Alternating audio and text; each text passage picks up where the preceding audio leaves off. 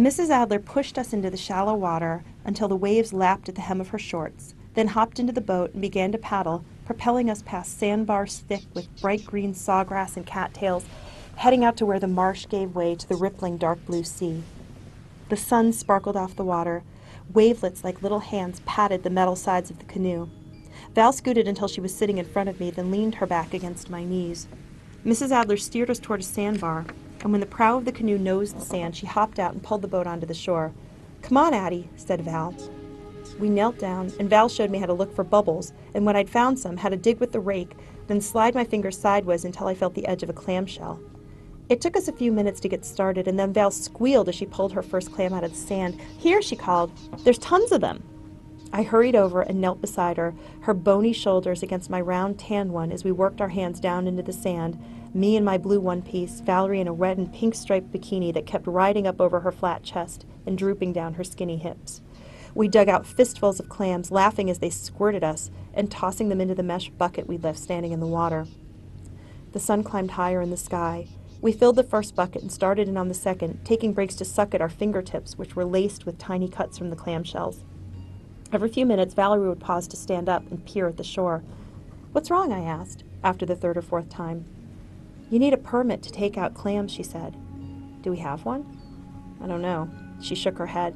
"I don't think so. Probably not." "I've still got some money," I told Val. "We'll just say we came all the way from Illinois and we didn't know the rules."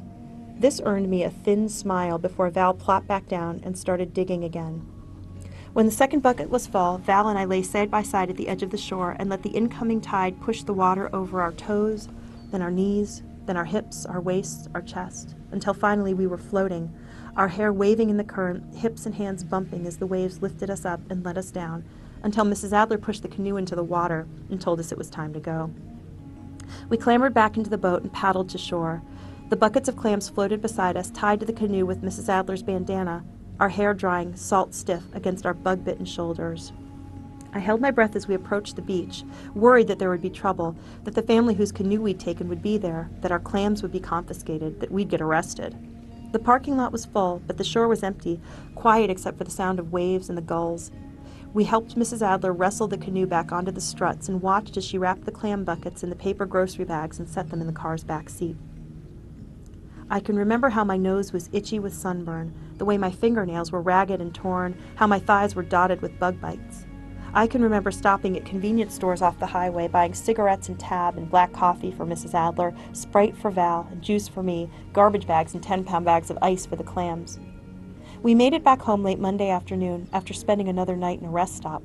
My mother took one look at me and shooed me into the bathtub, pinching my dirty clothes between her fingertips before depositing them in the hamper.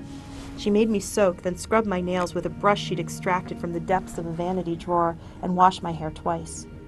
After Mrs. Adler's repeated assurance that the clams could not possibly have gone bad, my mother opened her joy of cooking and made us linguine with clam sauce with white wine and lots of garlic, flecked with fresh parsley, served with salad and crusty French bread.